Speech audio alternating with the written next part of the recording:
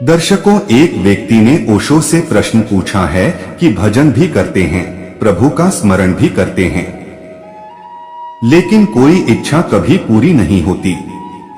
तब ओशो कहते हैं, जहां मांग है वहां प्रार्थना नहीं है, और मांग ही प्रार्थना को असफल कर देती है।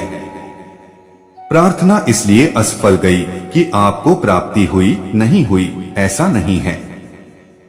प्रार्थना तो उसी क्षण असफल हो गई जब आपने मांगा। जो परमात्मा के द्वार पर मांगने जाता है वह खाली हाथ लौटेगा। जो वहां खाली हाथ खड़ा हो जाता है बिना किसी मांग के, वही केवल भरा हुआ लौटता है। परमात्मा से कुछ मांगने का अर्थ क्या होता है? पहला तो अर्थ यह होता है कि शिकायत है हमें, शिकायत नास्तिकता है। शिकायत का अर्थ है कि जैसी स्थिति है उससे हम नाराज हैं। जो परमात्मा ने दिया है उससे हम अप्रसन्न हैं। जैसा हम चाहते हैं वैसा नहीं है, और जैसा है वैसा हम नहीं चाहते हैं। शिकायत का यह भी अर्थ है कि हम परमात्मा से स्वयं को ज्यादा बुद्धिमान मानते हैं। वह जो कर रहा है गलत कर रहा है। हमारी सलाह मानकर उसे करना चाहिए, वही ठीक होगा।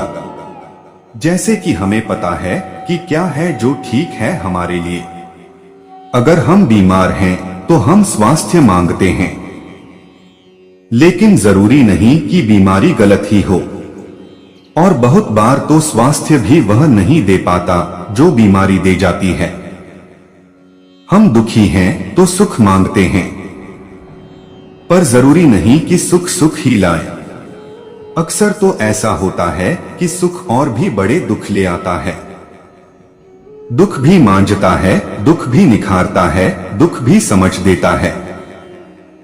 हो सकता है दुख के मार्ग से निखरकर ही आप जीवन के सत्य को पा सकें और सुख आपके लिए महंगा सौदा हो जाए। इसलिए क्या ठीक है? यह जो परमात्मा पर छोड़ देता है वही प्रार्थना कर रहा है। जो कहता है कि यह है ठीक और तू पूरा कर, वह प्रार्थना नहीं कर रहा है, वह परमात्मा को सलाह दे रहा है। आपकी सलाह का कितना मूल्य हो सकता है? काश आपको यह पता होता कि क्या आपके हित में है। वह आपको बिल्कुल पता नहीं है। आपको यह भी पता नहीं है कि वास्तव में आप क्या चाहते हैं, क्योंकि जो आप सुबह चाहते हैं दोपहर इनकार करने लगते हैं, और जो आपने आज सांझ चाहा है जरूरी नहीं है कि कल सुबह भी आप वही चाहें। पीछे लौटकर अपनी चाहों को देखें, वे रोज बदल जाती हैं, प्रतिपल बदल जाती हैं। और यह भी देखें कि जो चाहें पूरी हो जाती हैं, उनके पूरे होने से क्या पूरा हुआ है। वे न भी पूरी होती तो कौन सी कमी रह जाती? ठीक हमें पता ही नहीं है। हम क्या मांग रहे हैं, क्यों मांग रहे हैं, क्या उसका परिणाम होगा? सुना है मैंने कि एक सिनागाग में एक यहूदी मंदिर में प्रार्थना कर रहा था, और वह परमात्मा से कह रहा था कि अन्याय की भी एक हद होती है। 70 साल से निरंतर, जब से मैंने होश संभाला है, 70 वर्ष से तेरी प्रार्थना कर रहा हूं। दिन में 3 बार प्रार्थना गृह में आता हूं। बच्चे का जन्म हो कि लड़की की शादी हो, कि घर में सुख हो कि दुख हो, कि यात्रा पर जाऊं या वापस लौटूं, कि नया धंधा शुरू करूं कि पुराना बंद करूं, ऐसा कोई भी एक काम जीवन में नहीं किया जो मैंने तेरी प्रार्थना के साथ शुरू न किया हो। जैसा आदेश है धर्मशास्त्रों में वैसा जीवन जिया हूं। पर स्त्री को कभी बुरी नजर से नहीं देखा, दूसरे के धन पर लालच नहीं किया, चोरी नहीं की, झूठ नहीं बोला, बेईमानी नहीं की। परिणाम क्या है? और मेरा साझीदार है जिसने स्त्रियों के पीछे भटककर अपनी जिंदगी उसने खराब की है। तेरी प्रार्थना कभी उसे करते नहीं देखा। चोरी, बेईमानी, झूठ सब उसे सरल है। जुआरी है, शराब पीता है, लेकिन दिन दूनी रात चौगुनी उसकी स्थिति अच्छी होती गई है। अभी भी स्वस्थ है। मैं बीमार हूं। धन का एक टुकड़ा हाथ में न रहा। सिवाय दुख के मेरे पल्ले कुछ भी नहीं पड़ा है। कारण क्या है? और मैं यह नहीं कहता हूं कि तू मेरे साझीदार को दंड दे। सिर्फ इतना ही पूछता हूं कि मेरा कसूर क्या है? इतना अन्याय मेरे साथ क्यों? यह कैसे न्याय की व्यवस्था है? सिनागाग में परमात्मा की आवाज गंजी की सिर्फ छोटा सा कारण है। एक प्रामाणिक पत्नी की तरह तुम मेरा सिर खा रहे हो जिंदगी भर से, यही कारण है और कुछ भी नहीं। तुम 3 दफे प्रार्थना क्या करते हो? 3 दफे मेरा सिर खाते हो। आपकी प्रार्थना से अगर परमात्मा तक को अशांति होती हो तो आप ध्यान रखना कि आपको शांति न होगी। आपकी प्रार्थनाएं क्या हैं? नैगिंग। आप सिर खा रहे हैं। ये प्रार्थनाएं आपकी आस्तिकता का सबूत नहीं है और न आपकी प्रार्थना का, और न आपका इन मांगों से कोई संबंध है। ये सब आपकी वासनाएं हैं। लेकिन हमारी तकलीफ ऐसी है।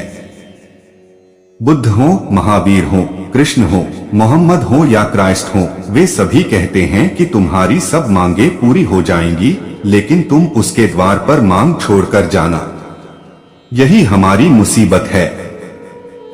फिर हम उसके द्वार पर जाएंगे ही क्यों? हमारी तकलीफ यह है कि हम उसके द्वार पर ही इसीलिए जाना चाहते हैं कि हमारी मांगे हैं और मांगे पूरी हो जाएं। और ये सब शिक्षक बड़ी उल्टी शिक्षा देते हैं। वे कहते हैं कि तुम अपनी मांगे छोड़ दो तो ही उसके द्वार पर जा सकोगे और फिर तुम्हारी सब मांगे भी पूरी हो जाएंगी। कुछ मांगने को न बचेगा, सब तुम्हें मिल जाएगा। लेकिन वह जो शर्त है वह हमसे पूरी नहीं होती। मुल्ला नसरुद्दीन एक छोटे से गांव में शिक्षक था, लेकिन धीरे धीरे लोगों ने अपने बच्चों को उसकी पाठशाला से हटा लिया, क्योंकि वह शराब पीकर स्कूल पहुंच जाता और दिन भर सोया रहता। आखिर उसकी पत्नी ने कहा कि तुम थोड़ा अपना चरित्र बदलो, अपना आचरण बदलो। तुम यह शराब पीना बंद करो, नहीं तो तुमसे पढ़ने कोई भी नहीं आएगा। मुल्ला नसरुद्दीन ने कहा कि तू बात ही उल्टी कह रही है। हम तो उन बच्चों को पढ़ाने की झंझट ही इसीलिए लेते हैं कि शराब पीने के लिए पैसे मिल जाएं। और तू कह रही है कि शराब पीना छोड़ दो तो बच्चे पढ़ने आएंगे। लेकिन शराब पीना अगर मैं छोड़ दूं तो बच्चों को पढ़ाऊंगा किस लिए? हम तो बच्चों को पढ़ाते ही इसलिए हैं कि शराब के लिए कुछ पैसे मिल जाएं। हमारी सारी हालत ऐसी है। हम तो परमात्मा के द्वार पर इसलिए जाते हैं कि कोई क्षुद्र मांग पूरी हो जाए। और ये सारे शिक्षक हमसे कहते हैं कि तुम मांग छोड़कर वहां जाना तो ही उसके द्वार में प्रवेश पा सकोगे, तो ही उसके कान तक तुम्हारी आवाज पहुंचेगी। लेकिन हमारी दिक्कत यह है कि तब हम आवाज ही क्यों पहुंचाना चाहेंगे? हम उसके द्वार पर ही क्यों जाएंगे? हम उसके द्वार पर वक्त ही क्यों देंगे? हम तो वहां जाते इसलिए हैं कि कोई मांग पूरी करना चाहते हैं। लेकिन जो मांग पूरी करना चाहता है वह उसके द्वार पर जाता ही नहीं।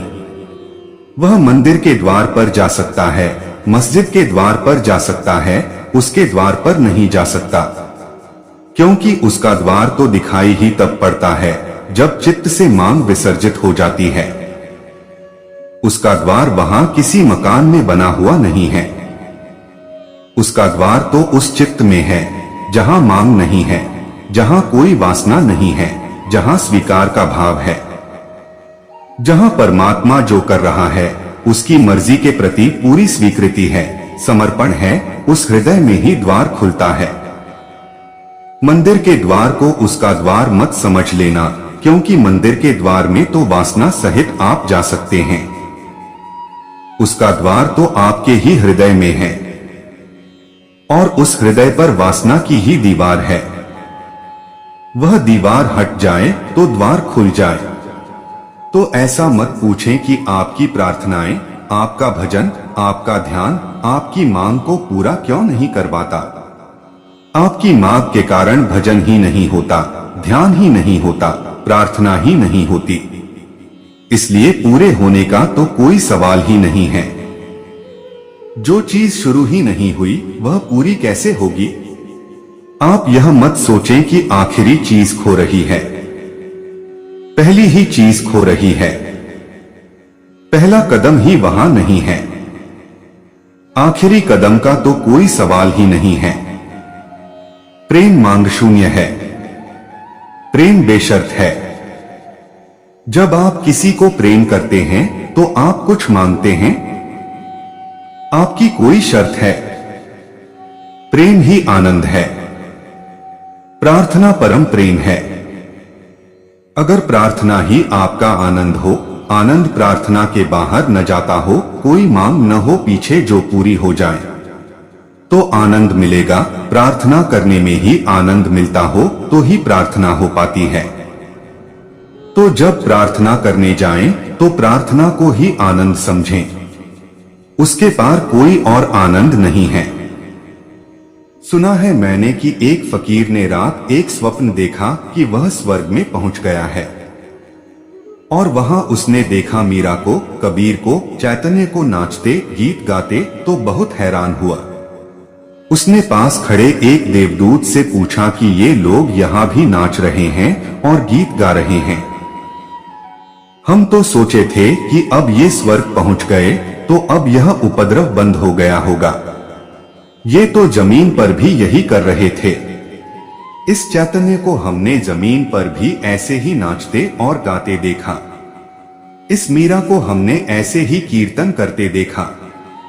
यह कबीर यही तो जमीन पर कर रहा था। और अगर स्वर्ग में भी यही हो रहा है, स्वर्ग में आकर भी अगर यही होना है, तो फिर जमीन में और स्वर्ग में फर्क क्या है। तो उस देवदूत ने कहा कि तुम थोड़ी सी भूल कर रहे हो। तुम समझ रहे हो कि ये कबीर, चैतन्य और मीरा स्वर्ग में आ गए हैं। तुम समझ रहे हो कि संत स्वर्ग में आते हैं। बस यही तुम्हारी भूल हो रही है। संत स्वर्ग में नहीं आते, स्वर्ग संतों में होता है। इसलिए संत जहां होंगे वहीं स्वर्ग होगा। तुम यह मत समझो कि ये संत स्वर्ग में आ गए हैं। ये यहां गा रहे हैं और आनंदित हो रहे हैं, इसलिए यहां स्वर्ग है। ये जहां भी होंगे वहां स्वर्ग होगा। और स्वर्ग मिल जाए इसलिए इन्होंने कभी नाचा नहीं था। इन्होंने तो नाचने में ही स्वर्ग पा लिया था। इसलिए अब इस नृत्य का, इस आनंद का कहीं अंत नहीं है। अब ये जहां भी होंगे यह आनंद वहीं होगा। इन संतों को नरक में डालने का कोई उपाय नहीं है। आप आमतौर से सोचते होंगे कि संत स्वर्ग में जाते हैं। संतों को नरक में डालने का कोई उपाय नहीं है। संत जहां होंगे स्वर्ग में होंगे, क्योंकि संत का हृदय स्वर्ग है। प्रार्थना जब आ जाएगी आपको तो आप यह पूछेंगे ही नहीं कि प्रार्थना पूरी नहीं हुई। प्रार्थना का आ जाना ही उसका पूरा हो जाना है। उसके बाद कुछ बचता नहीं है। अगर प्रार्थना के बाद भी कुछ बच जाता है तो फिर प्रार्थना से बड़ी चीज भी जमीन पर है। और अगर प्रार्थना के बाद भी कुछ पाने को शेष रह जाता है तो फिर आपको प्रार्थना क्या है इसका ही कोई पता नहीं है। प्रार्थना अंत है। प्रार्थना पूर्ण हृदय इस जगत का अंतिम खिला हुआ फूल है। वह आखिरी ऊंचाई है जो मनुष्य पा सकता है। वह अंतिम शिखर है। उसके पार कुछ है नहीं। पर आपकी प्रार्थना के पार तो बड़ी क्षुद्र चीजें होती हैं। आपकी प्रार्थना के पार कहीं नौकरी का पाना होता है। आपकी प्रार्थना के पार कहीं बच्चे का पैदा होना होता है। आपकी प्रार्थना के पार कहीं कोई मुकदमे का जीतना होता है।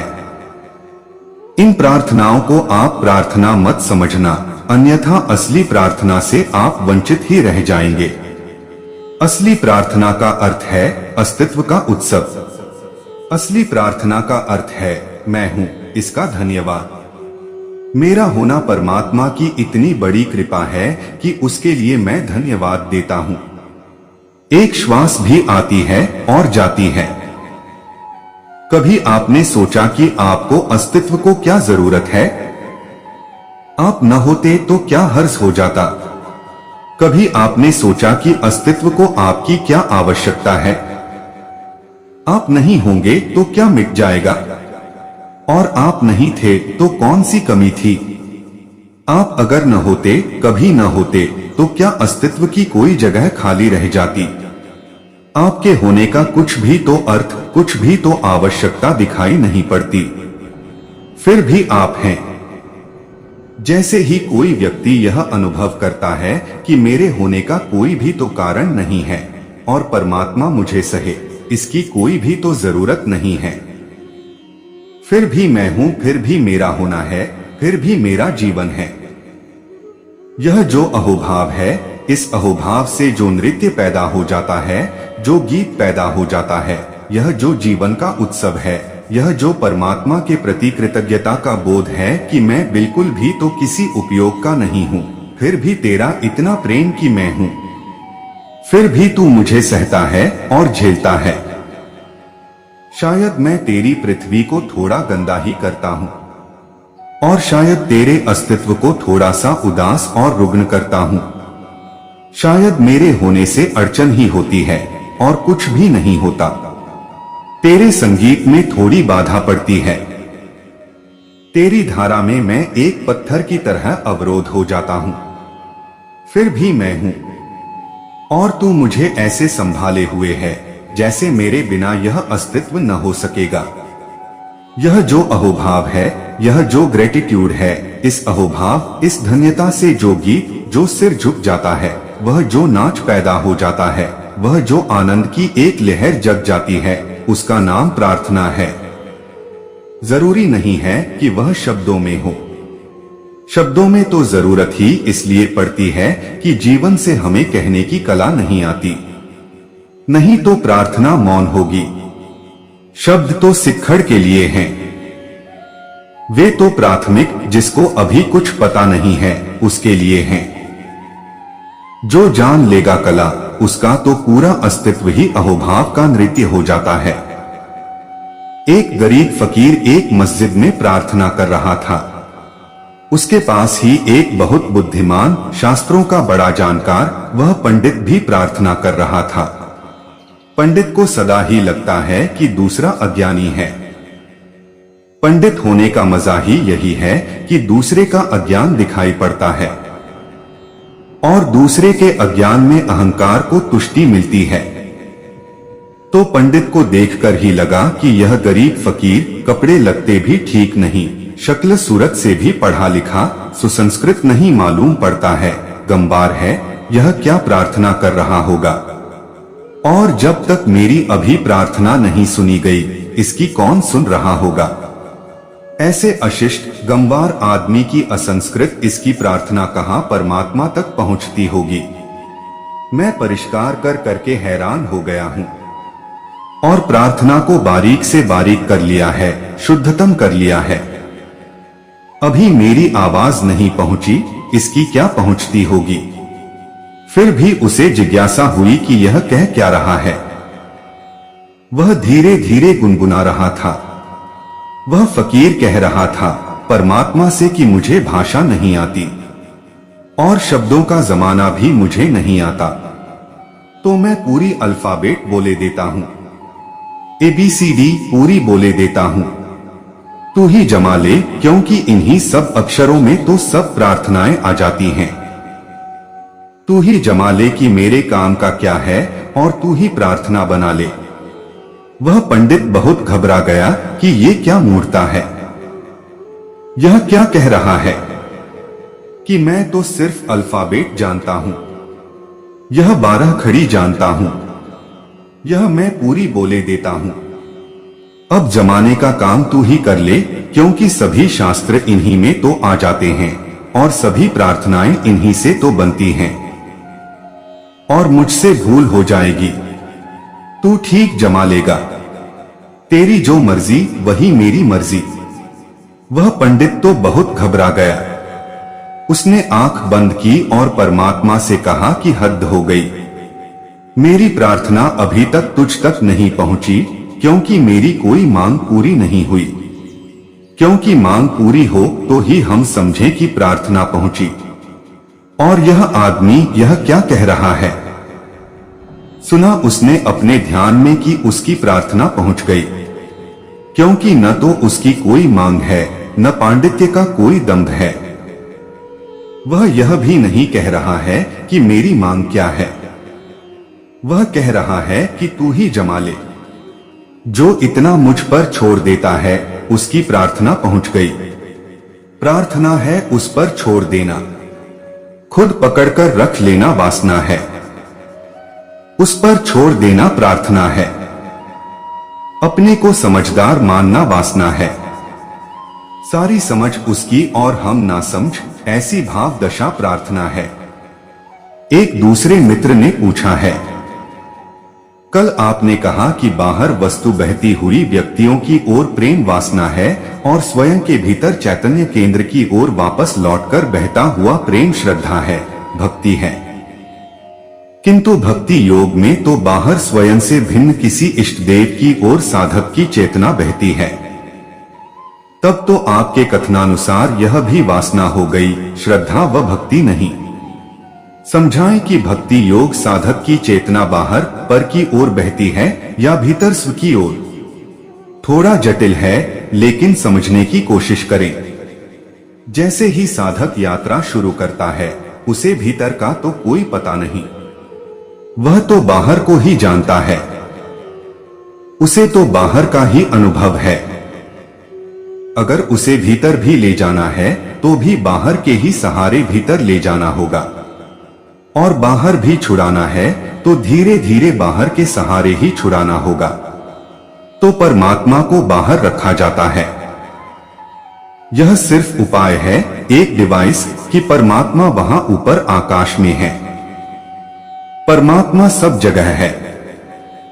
ऐसी कोई जगह नहीं जहां वह नहीं है। बाहर भी वही है, भीतर भी वही है। सच तो यह है कि बाहर भीतर हमारे फासले हैं। उसके लिए बाहर और भीतर कुछ भी नहीं है। घर में आप कहते हैं कि कमरे के भीतर जो आकाश है वह भीतर है, और कमरे के बाहर जो आकाश है वह बाहर है। वह आकाश एक है। दीवारें गिर जाएं तो न कुछ बाहर है न भीतर है। जो हमें भीतर मालूम पड़ता है और बाहर मालूम पड़ता है वह भी एक है। सिर्फ हमारे अहंकार की पतली सी दीवार है जो फासला खड़ा करती है। इसलिए लगता है कि भीतर मेरी आत्मा और बाहर आपकी आत्मा, लेकिन वह आत्मा आकाश की तरह है। जिस दिन मैं का भाव गिर जाता है उस दिन बाहर भीतर भी गिर जाता है। उस दिन वही रह जाता है, बाहर भीतर नहीं होता। लेकिन साधक जब शुरू करेगा तो बाहर की ही भाषा उससे बोलनी पड़ेगी। आप वही भाषा तो समझेंगे जो आप जानते हैं। यह बड़े मजे की बात है। अगर आपको कोई विदेशी भाषा भी सीखनी हो तो भी उसी भाषा के जरिए समझानी पड़ेगी जो आप जानते हैं। आप बाहर की भाषा जानते हैं। भीतर की भाषा को भी समझाने के लिए बाहर की भाषा से शुरू करना होगा। तो परमात्मा को भक्त रखता है बाहर और कहता है संसार के प्रति सारी वासना छोड़ दो और सारी वासना को परमात्मा के प्रति लगा लो। यह भी इसीलिए कि वासना ही हमारे पास है और तो हमारे पास कुछ भी नहीं है। लेकिन वासना की एक खूबी है कि वासना को अगर बचाना हो तो अनेक वासनाएं चाहिए। वासना को बचाना हो तो नित नई वासना चाहिए। और जितनी ज्यादा वासनाएं हो उतनी ही वासना बचेगी। जैसे ही सारी वासना को परमात्मा पर लगा दिया जाए, वासना तिरोहित होने लगती है। एक उदाहरण के लिए छोटा सा प्रयोग आप करके देखें तो आपको पता चलेगा। एक दिए को रख ले रात अंधेरे में अपने कमरे में और अपनी आंखों को दिए पर एकटक लगा दें। 2-3 मिनट ही अपलक देखने पर आपको बीच बीच में शक पैदा होगा कि दिया नदारद हो जाता है। दिए की ज्योति बीच बीच में खो जाएगी। अगर आपकी आंख एकटक लगी रही तो कई बार आप घबरा जाएंगे कि ज्योति कहाँ गई। जब आप घबरा के तब फिर ज्योति आ जाएगी। ज्योति कहीं जाती नहीं। लेकिन अगर आंखों की देखने की क्षमता बचानी हो तो बहुत सी चीजें देखना जरूरी है। अगर आप एक ही चीज पर लगा दें तो थोड़ी ही देर में आंखें देखना बंद कर देती हैं। इसलिए ज्योति खो जाती है। जिस चीज पर आप अपने को एकाग्र कर लेंगे और सब चीजें तो खो जाएंगी, पहले एक चीज रह जाएगी। थोड़ी देर में वह एक भी खो जाएगी। एकाग्रता पहले और चीजों का विसर्जन बन जाती है और फिर उसका भी जिस पर आपने एकाग्रता की। अगर सारी वासना को संसार से खींचकर परमात्मा पर लगा दिया तो पहले संसार खो जाएगा और एक दिन आप अचानक पाएंगे कि परमात्मा बाहर से खो गया। और जिस दिन परमात्मा भी बाहर से खो जाता है आप अचानक भीतर पहुंच जाते हैं, क्योंकि अब बाहर होने का कोई उपाय न रहा। संसार पकड़ता था, उसे छोड़ दिया परमात्मा के लिए। और जब एक बचता है तो वह अचानक खो जाता है। आप अचानक भीतर आ जाते हैं। फिर यह जो परमात्मा की धारणा हमने बाहर की है, यह हमारे भीतर जो छिपा है उसकी ही श्रेष्ठतम धारणा है। वह जो आपका भविष्य है, वह जो आपकी संभावना है, उसकी ही हमने बाहर धारणा की है। वह बाहर है नहीं, वह हमारे भीतर है, लेकिन हम बाहर की ही भाषा समझते हैं और बाहर की भाषा से ही भीतर की भाषा सीखनी पड़ेगी। अभी मनोवैज्ञानिक इस पर बहुत प्रयोग करते हैं कि एकाग्रता में ऑब्जेक्ट क्यों खो जाता है। जहां भी एकाग्रता होती है, अंत में जिस पर आप एकाग्रता करते हैं वह विषय भी तिरोहित हो जाता है, वह भी बचता नहीं। उसके खो जाने का कारण यह है कि हमारे मन का अस्तित्व ही चंचलता है। मन को बहने के लिए जगह चाहिए तो ही मन हो सकता है। मन एक बहाव है, एक नदी की धार है। अगर मन को बहाव न मिले तो वह समाप्त हो जाता है। वह उसका स्वभाव है। स्थिर मन जैसी कोई चीज नहीं होती। और जब हम कहते हैं चंचल मन तो हम पुरुक्ति करते हैं। चंचल मन नहीं कहना चाहिए, क्योंकि चंचलता ही मन है। जब हम चंचल मन कहते हैं तो हम दो शब्दों का उपयोग कर रहे हैं, व्यर्थ ही, क्योंकि मन का अर्थ ही चंचलता है और घिर मन जैसी कोई चीज नहीं होती। जहां स्थिरता आती है मन तिरोहित हो जाता है।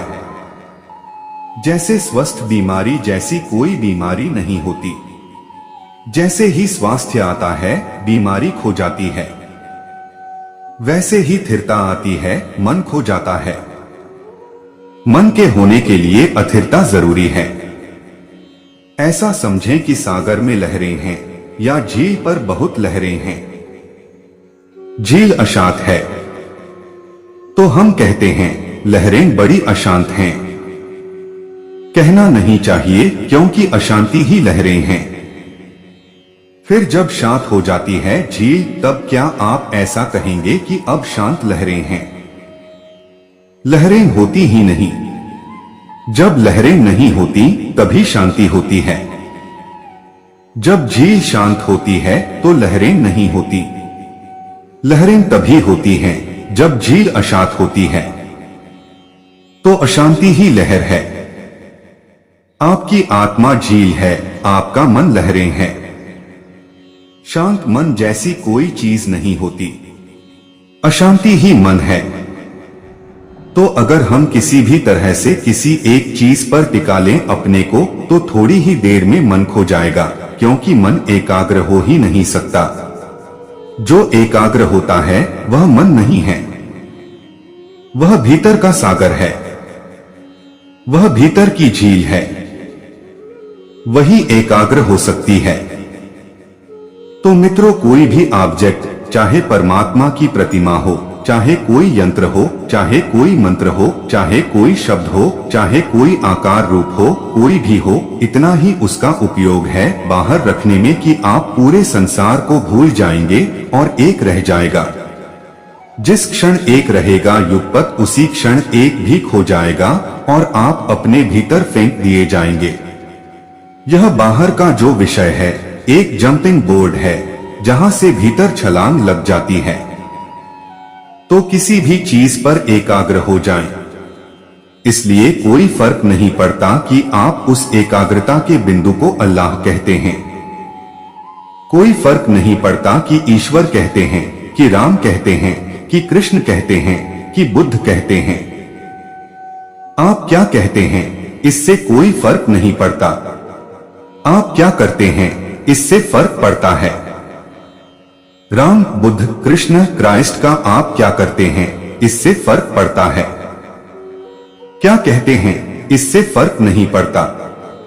करने का मतलब यह है कि क्या आप उनका उपयोग अपने को एकाग्र करने में करते हैं। क्या आपने उनको बाहर का बिंदु बनाया है जिससे आप भीतर छलांग लगाएंगे। तो फिर क्या फर्क पड़ता है कि आपने क्राइस्ट से छलांग लगाई कि कृष्ण से कि राम से। जिस दिन भीतर पहुंचेंगे उस दिन उसका मिलना हो जाएगा, जो न क्राइस्ट है, न राम है, न बुद्ध है, न कृष्ण है, या फिर सभी है। कहां से छलांग लगाई वह तो भूल जाएगा। कौन याद रखता है जंपिंग बोर्ड को जब सागर मिल जाए। सीढ़ियों को कौन याद रखता है जब शिखर मिल जाए। रास्ते को कौन याद रखता है जब मंजिल आ जाए। कौन सा रास्ता था इससे कोई फर्क नहीं पड़ता।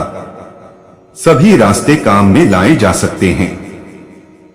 काम में लाने वाले पर निर्भर करता है। अभी आप बाहर हैं, इसलिए बाहर परमात्मा की धारणा करनी पड़ती है आपकी वजह से। परमात्मा की वजह से नहीं, आपकी वजह से। भीतर की भाषा आपकी समझ में ही न आएगी। इक्क्यू हुआ है एक फकीर।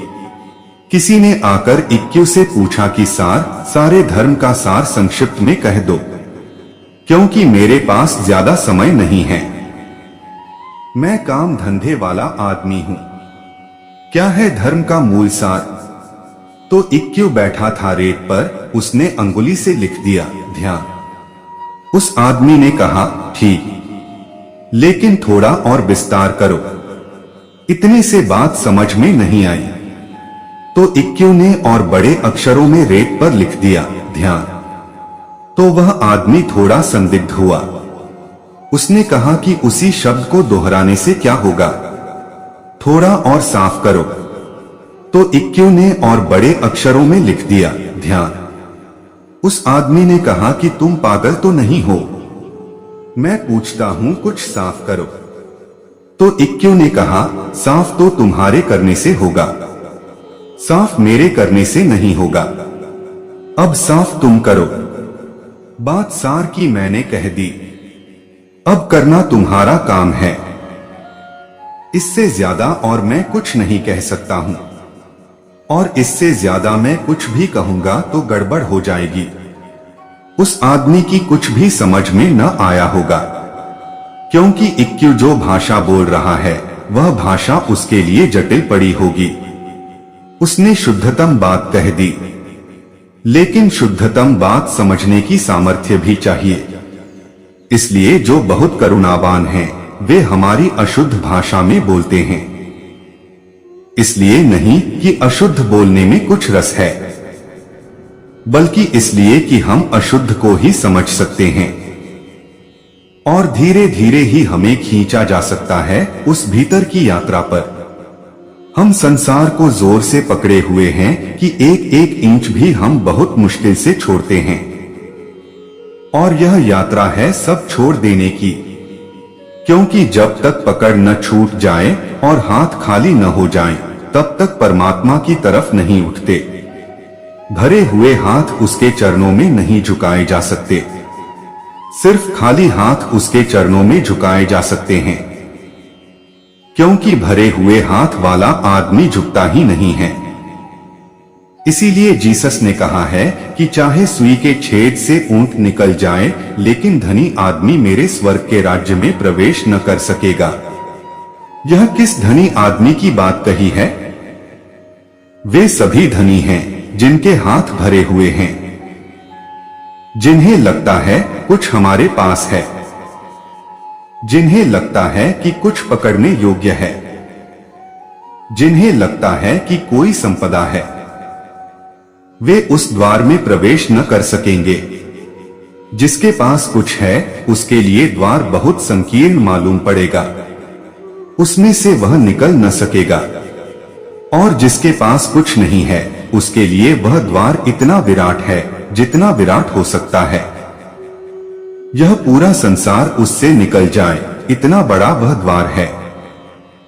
लेकिन जिसके पास कुछ है उसके लिए सुई के छेद का द्वार भी बड़ा है। वह द्वार छोटा हो जाएगा।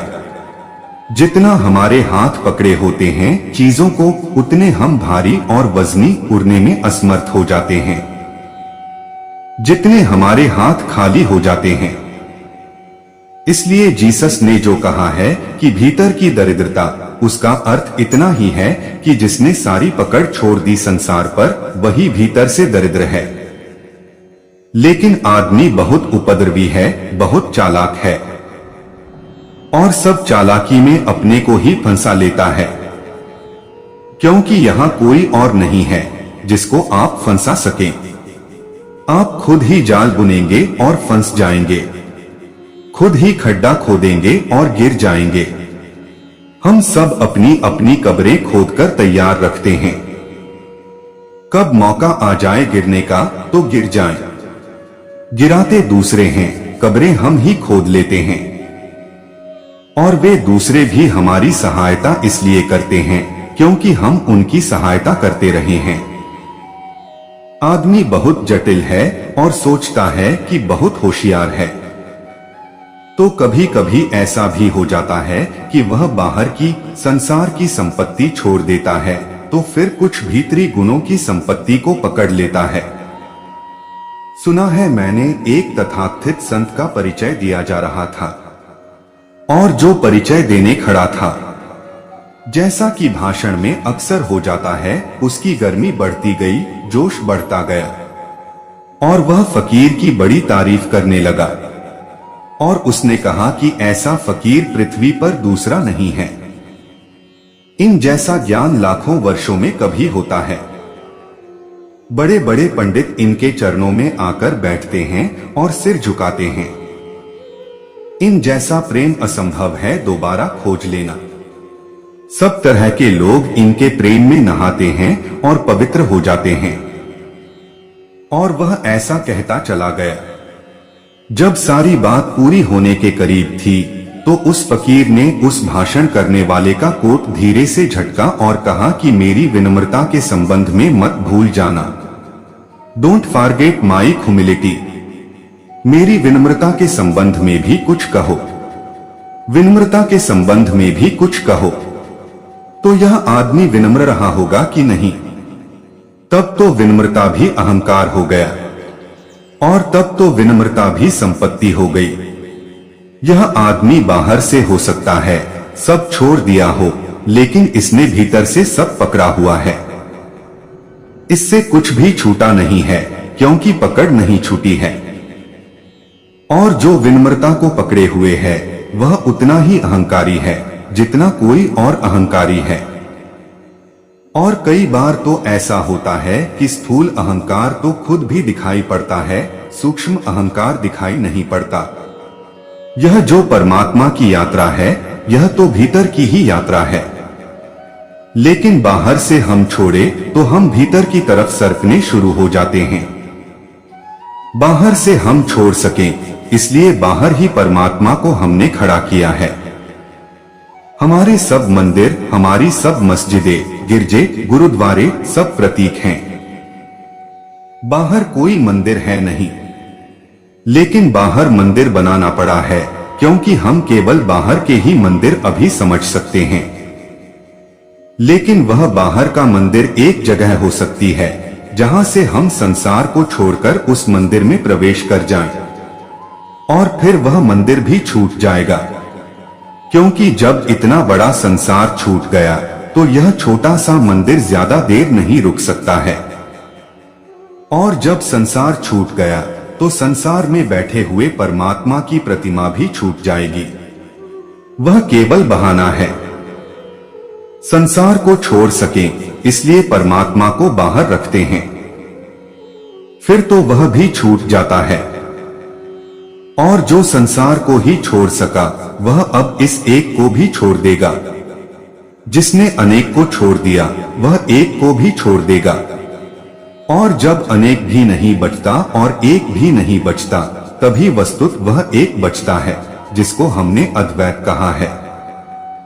इसलिए हमने उसको एक नहीं कहा, क्योंकि अनेक बाहर हैं। इनको छोड़ने के लिए एक परमात्मा की धारणा काम में लानी पड़ती है। संसार को हम छोड़ते हैं उस एक के लिए। फिर जब वह एक भी छूट जाता है तब जो बचता है उसको हम क्या कहें? उसको अनेक नहीं कह सकते। अनेक संसार था, छूट गया, उसको एक भी नहीं कह सकते, क्योंकि वह एक भी जो हमने बाहर बनाया था वह भी बहाना था, वह भी छूट गया। अब जो बचा उसे हम क्या कहें? अनेक कह नहीं सकते, एक कह नहीं सकते। इसलिए बड़ी अद्भुत व्यवस्था हमने की।